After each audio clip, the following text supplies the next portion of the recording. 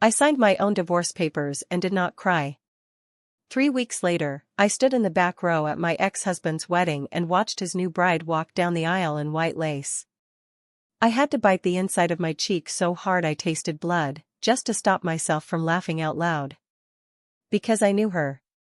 Not from a picture on his phone. Not from some jealous late-night scroll online. I knew her from a federal case file I was never supposed to talk about. My name is Quinn Harper. And this is the story of how saying nothing became the strongest thing I ever did. I had been gone for 4 months. Field deployment. The kind where you learn how to sleep sitting up. The kind where diesel stops smelling bad because after a while, it just smells like life. I came home with one bag over my shoulder, sore feet, dry lips, and a tired heart that still believed home would feel like home. I thought Ryan would run to me. I thought maybe he would pull me into his arms. Maybe he would kiss my forehead. Maybe the dog would go wild in the hallway, and we would laugh, and the whole long distance between us would melt in 1 second. Instead, I opened the front door and found my husband sitting at the kitchen table with a folder placed in front of him so straight and neat, it looked like he had practiced setting it there. He did not stand up. He did not smile. He just looked at me and said, "Sign it." I found the woman I'm supposed to be with. For 1 second, I thought I had heard him wrong. I slowly put my bag down by the door. 14 years in the army teaches you many things. But maybe the most useful one is this: how to keep your face still while your chest feels like it is being ripped open. I looked at the folder. Then I looked at Ryan. His jaw was tight. His shoulders were stiff. He already looked defended, like he had built a wall around himself before I even walked in. Like he had prepared for tears. For yelling. For begging. For a fight. I did not give him any of that. I did not ask who she was. I did not ask how long it had been going on. I did not ask why 4 months of silence had ended with divorce papers already printed, signed, stacked, and waiting on the kitchen table like a business deal. I opened the folder. I found the line with my name. And I signed.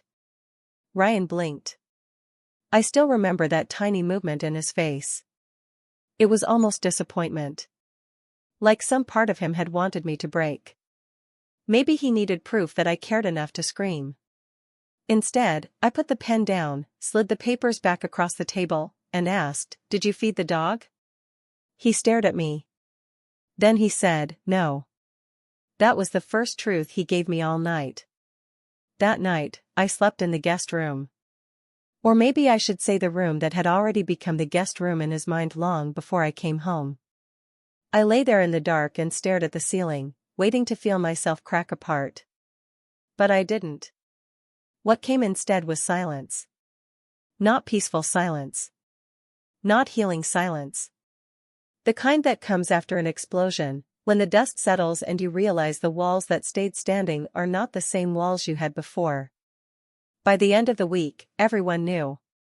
Ryan worked at a law firm where gossip moved faster than email.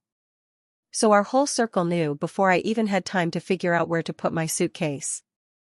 Women I used to do book club with started texting me soft little messages full of dots and sad faces. Checking on you. Thinking of you. Are you okay? I answered every single one the same way. I'm fine. Busy with work. Thanks for checking in. 3 days later, I was back on base in a clean pressed uniform, my hair pulled tight, my boots shining. I did my job like my whole personal life had not just been torn apart at my own kitchen table. My commanding officer asked me once, careful and quiet, if things were all right at home. I told him, home is being renovated. He gave me a long look, like maybe he knew that answer meant more than it sounded like. But he didn't push. And I didn't tell him that the renovation had stripped my marriage down to bare wood and broken nails. A week later, the wedding invitation came. Cream paper. Gold letters. Thick enough to feel expensive.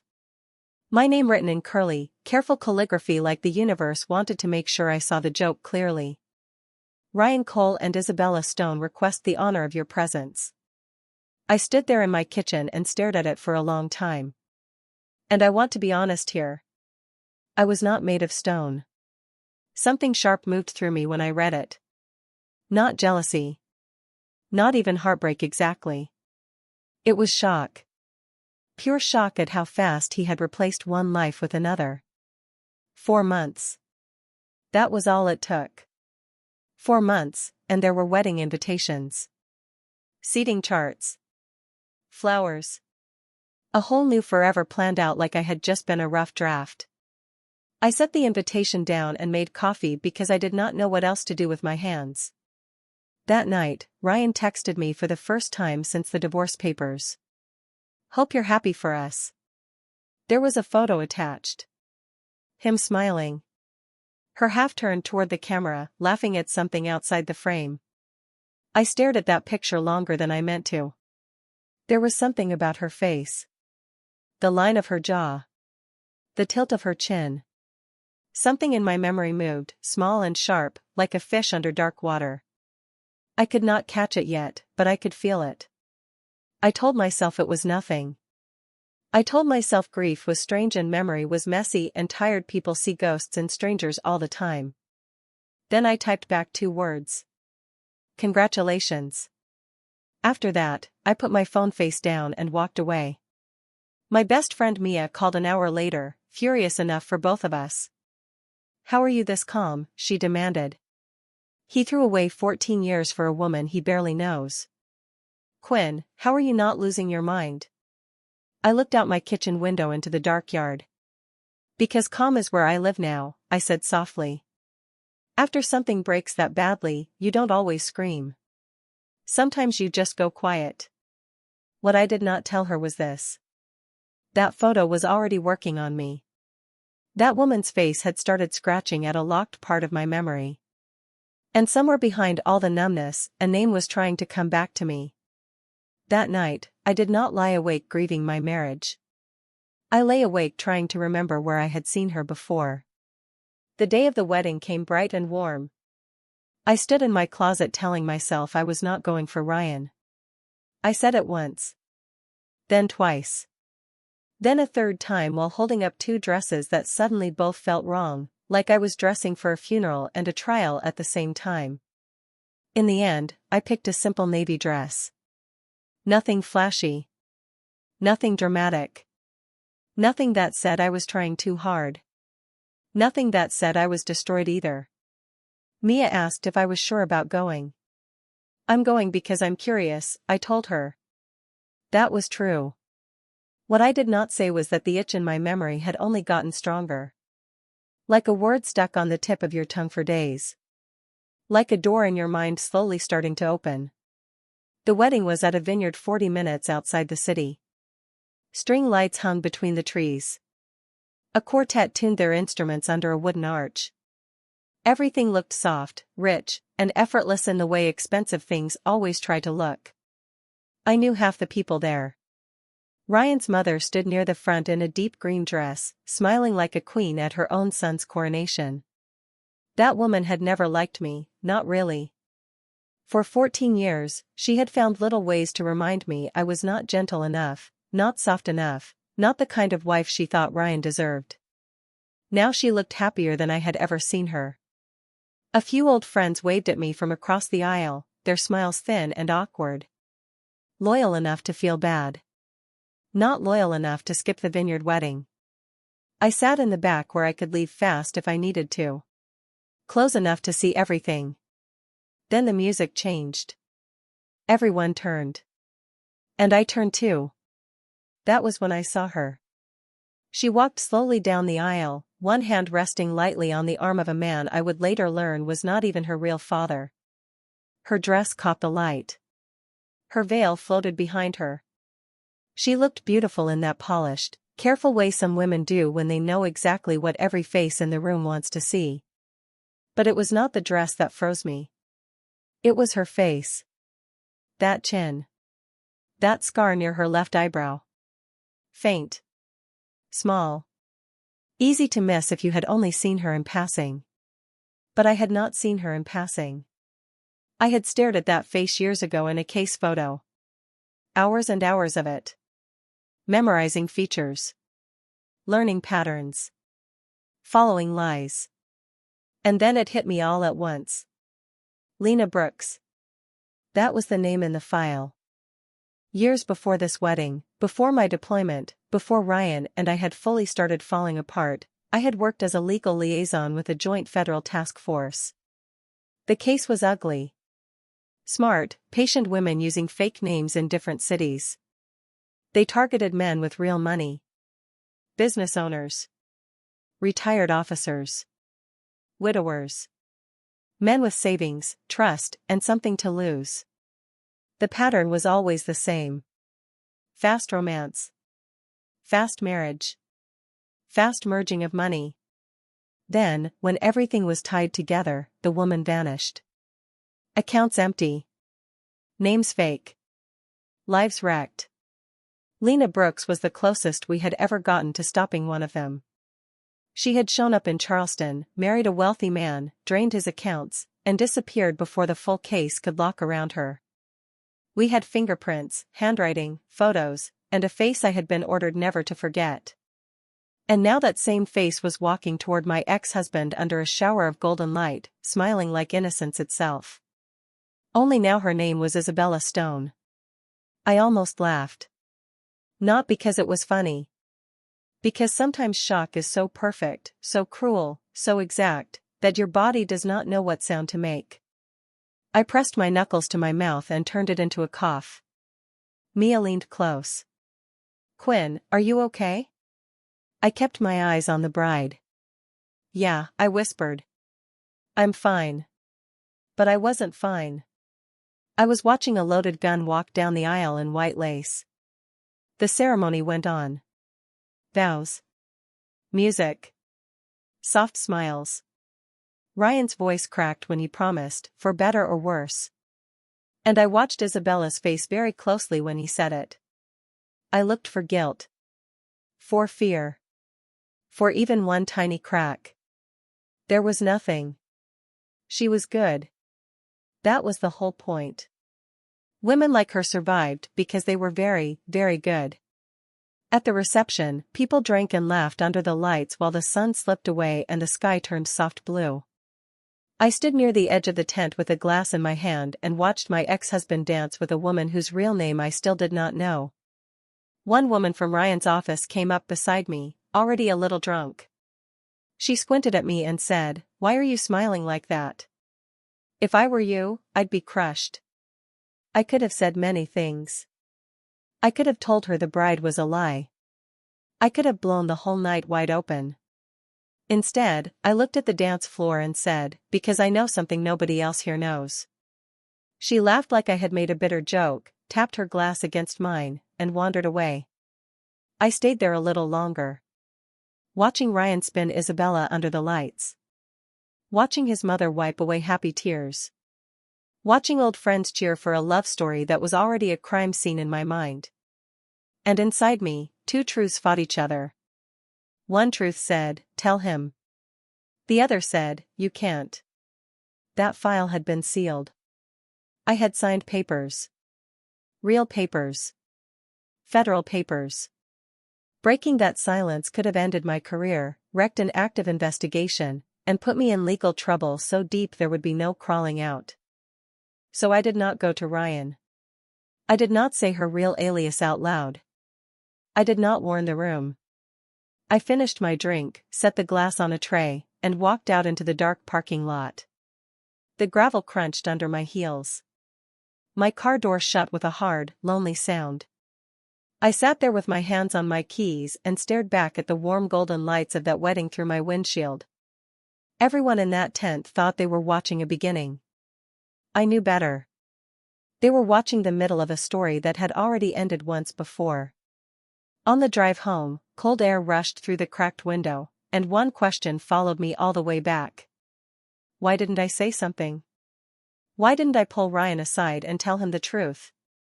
Why didn't I whisper, "Maybe that is not even her real name"? The answer is simple, but not easy. Easy is not the same as right. To understand why I stayed silent, you have to go back farther than the wedding. Farther than the divorce. Back to the years when I worked that old task force case. I spent 3 years helping support investigations that crossed military and civilian lines. The Lena Brooks case never left me. Women with different names. Different hair. Different cities. Same pattern. They found men who still believed love meant trust first and questions later. They moved fast. They made hesitation sound cruel. They made caution sound cold. They made privacy feel like betrayal. By the time the men understood what was happening, the money was gone and so was the woman. We had built a case around Lena Brooks. We were close. So close. Then budgets shifted. Offices argued. Time passed. She slipped through a crack and vanished. The file was not just boxed up. It was sealed.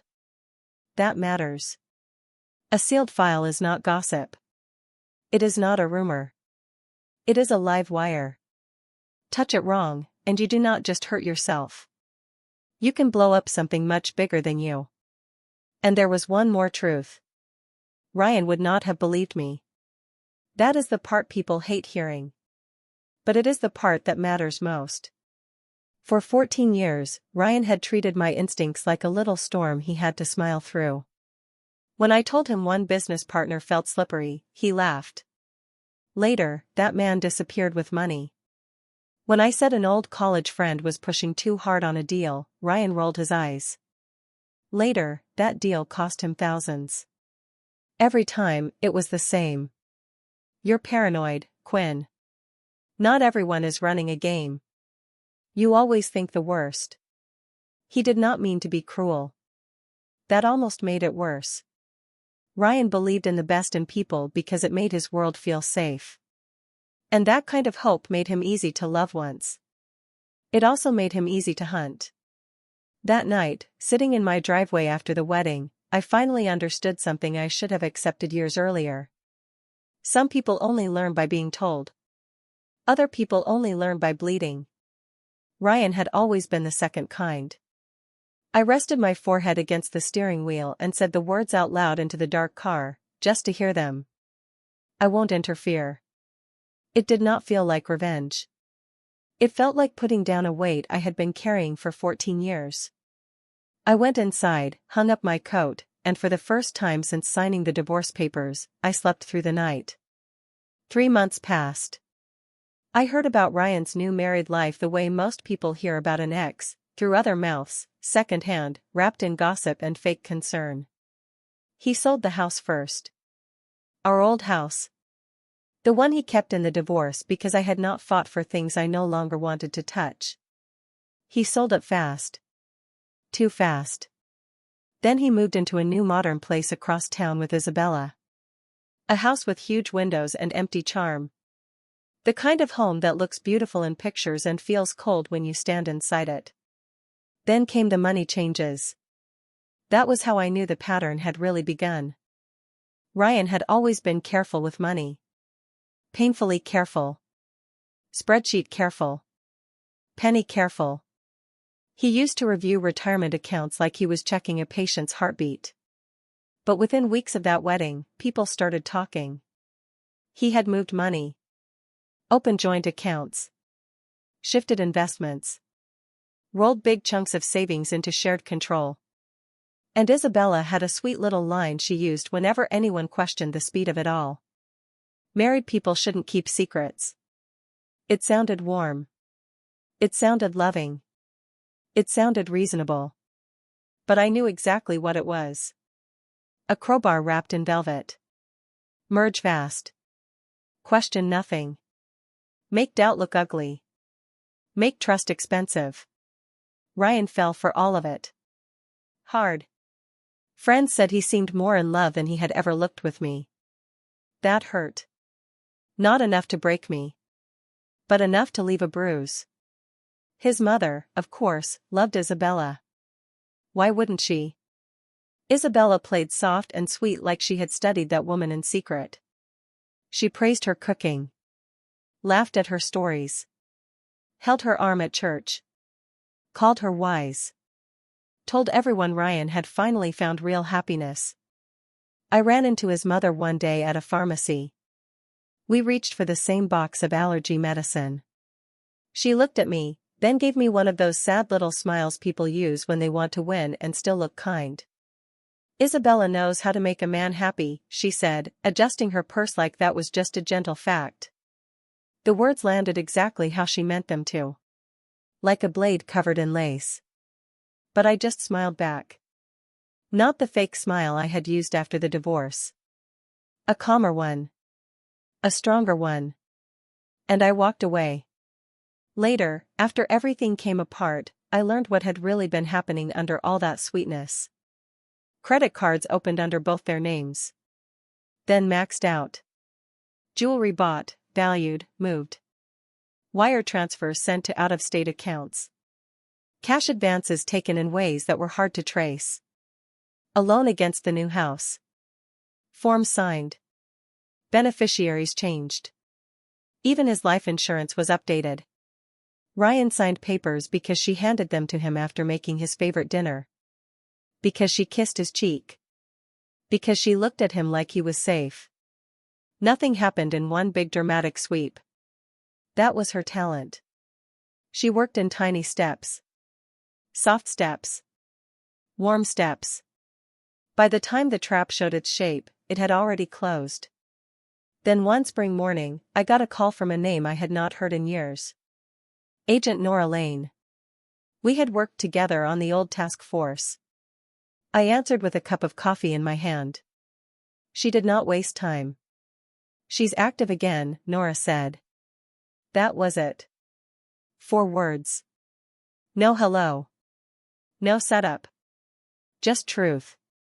I closed my eyes. I didn't ask which name she was using now. I didn't ask how bad it was. If Nora was calling me, it was already bad. After we hung up, I stood in my kitchen with cold coffee and a colder feeling in my stomach. The storm had started moving. I still did not call Ryan. Legally, I still could not.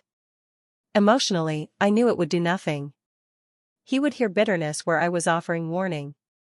So I waited. I went to work. I trained. I signed forms. I ate dinner alone. I slept better than I had a right to, considering I knew disaster was walking toward people I had once called family. Then, one ordinary Tuesday, it happened. I pieced most of it together later. Ryan woke up and found the bed empty. That alone meant nothing. Isabella had started leaving early some mornings for what she called client meetings. But that day, her closet was empty too. Not messy. Not half-packed. Empty. Like a hotel room after checkout. Her shoes were gone. Her bags were gone. The little perfume bottles were gone. The safe in the house was open. Cash gone. Backup cash gone. Emergency money gone. 3 overnight transfers had drained their joint account in amounts small enough to dodge quick fraud alerts. Her car was gone. The jewelry Ryan had bought her was gone. Even the papers she had signed carried a name that was about to vanish like smoke. He called her phone first. Voicemail. Then silence. Within a day, the number was disconnected. He called the office where she said she worked. No one there had ever heard of her. He checked the accounts. The loans. The cards. The policy changes. By then, the truth was already standing in the room with him. Every legal trail he followed led to air. Every name folded into another lie. The police got involved. And somewhere in all of that, Ryan had to sit in front of a detective and admit that he could not prove the woman he married had ever truly existed under the name on the wedding license. His mother called me during that week. I almost didn't answer. But I did. She was crying so hard it was hard to understand her. How could this happen, she kept asking. How could this happen to my son? Not our son. Not to Ryan. To my son. Even then, in her grief, possession mattered more than truth. I leaned against my kitchen counter and closed my eyes. There was so much I could have said. Instead, I only said, "I'm sorry this happened." And I meant it. Pain is pain, even when the person feeling it once helped cause yours. The rest hit the news fast. Local businessman defrauded by wife using false identity. Then bigger outlets picked it up because Isabella was not new. She was a pattern. Once investigators pulled the threads, they connected backward through other states, other marriages, other broken men. Different names. Same woman. Same method. The FBI reopened the old file. The one I had carried in silence for years. I got a courtesy call from the regional office telling me parts of the old case might be opened again. That my past work could matter now. I sat in my kitchen holding my phone, thinking about that wedding invitation with my own name written on it in gold. And then I pictured Ryan. Not arrogant anymore. Not glowing with new love. Just a man staring at old photos at 3 a.m, trying to figure out which smile had been fake and whether any of it had been real. He came to my house on a Thursday evening. I heard the car first. Then the footsteps. You know, a person's footsteps after 14 years. Even after heartbreak. Even after silence. When I opened the door, I almost did not recognize him. He looked thinner. Wrinkled. Drained. Like sleep had stopped visiting him. "You knew," he said. No hello. No soft start. Just those 2 words, full of pain and blame. I looked at him for one quiet second and said, "The moment she walked down the aisle." He flinched like I had slapped him. "Why didn't you tell me?" His voice broke. "Quinn, why didn't you say something? Do you know what she took from me? Do you know what she did? To me? To my mother?" He swallowed hard. "You could have stopped this." I let him finish. He needed the anger first. Then I said, very calmly, "I wasn't allowed to. And you would not have believed me." He stared at me like he had never known me at all. "What does that even mean?" "It means I signed a federal non-disclosure agreement 11 years ago," I said. "Before you. Before her.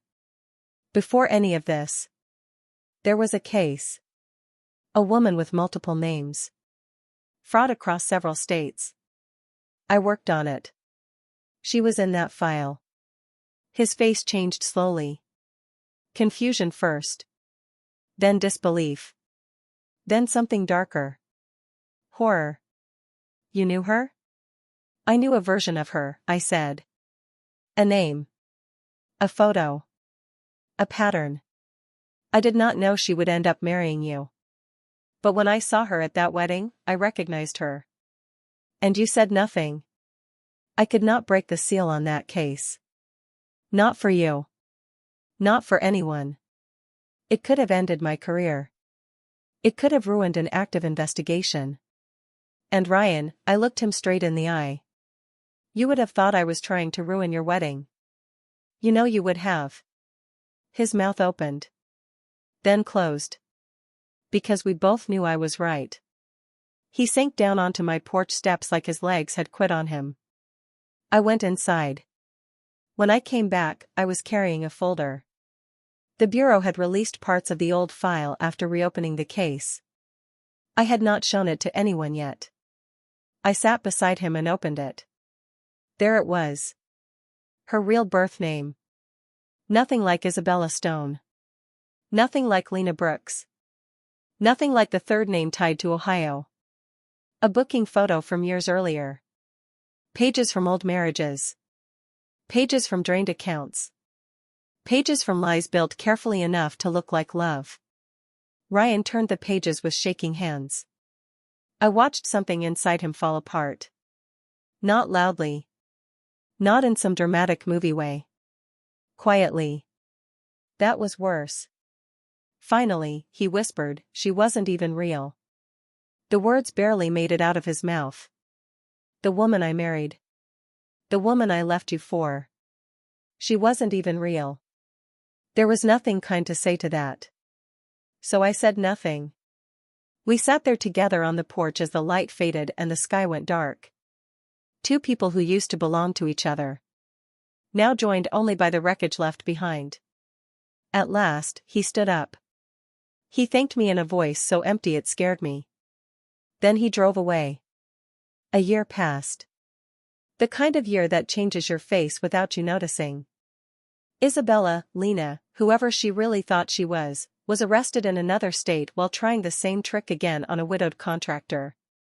This time an accountant got suspicious early. Transfers were flagged before she could finish the job. The new federal case pulled everything together. Old victims. New victims. 5 states. Years of lies. I was called to testify. That was strange in a way I had not expected. Sitting in a courtroom and speaking calmly about a woman who had once just been a grainy photo in a file and then somehow became the bride at my ex-husband's wedding. I answered every question the same way I signed those divorce papers. Steady. Clear. Controlled. Training carries you through some things when feelings cannot. Ryan lost more than money. He lost most of what he had spent years building. He lost the new house. He lost standing at his firm after the scandal became hallway talk nobody could ignore. He lost the proud glow his mother had always wrapped him in. She still loved him. Of course she did. But even her love had changed shape after watching him fall for a woman who had never really been there. He wrote to me more than once that year. Long emails. Raw ones. He admitted things he had never said during our marriage. That he had been restless. That he had chased excitement. That he thought our calm life meant something was missing. Then he learned the hard way that excitement built on lies burns hotter and dies faster than anything real. He asked if we could try again. Once gently. Then later more directly. Every time, I told him no. Not because I hated him. Not because I wanted him to suffer. But because somewhere in that year, while all the court dates and statements and truth were unfolding, I had already walked forward. I got promoted that spring. I took on command work I had earned through years of sacrifice. I bought a small house near base. Nothing fancy. Just mine. My walls. My windows. My peace. And one day I realized I had been sleeping through the night for months. That was when I knew I was really healing. Near the end of that year, I ran into Ryan at a coffee shop close to the courthouse. The last hearing had ended that morning. He looked older. Not just tired. Changed. Like life had finally shown him the cost of not listening. We sat with lukewarm coffee between us and talked for a few quiet minutes. Then he asked, "Did you ever laugh at me?" I looked at him. He kept going. "At the wedding. Mia told me you were smiling the whole time. Did you laugh at me?" I thought hard before answering. He deserved the truth. "No," I said. I laughed because the second I saw her, I knew how the story would end before anyone else in that room did. "I wasn't laughing at you. I was laughing at how cruel and perfect the timing was." He nodded slowly. Like that answer settled something painful inside him. We did not promise to stay close. We did not need to. Some stories end the moment both people finally understand them. When I walked out of that coffee shop, the morning was bright and plain and beautiful in a very normal way. Sunlight hit the buttons on my uniform. Cars moved. People crossed the street. No music. No drama. Just life. And standing there with coffee in my hand, I understood something I had spent a long time learning. Sometimes revenge is not shouting the truth. Sometimes revenge is stepping aside and letting the truth arrive on its own. I did not destroy my ex-husband's second marriage. His choices did that. All I did was refuse to stand in front of a lie that was already running toward its ending. And maybe that is the hardest kind of strength. The kind that does not scream. The kind that does not chase. The kind that simply waits, watches, and survives. If this story stayed with you, tell me what part hit you the hardest. And if you want more stories like this from Twisted Family Revenge Stories, stay with us for the next one.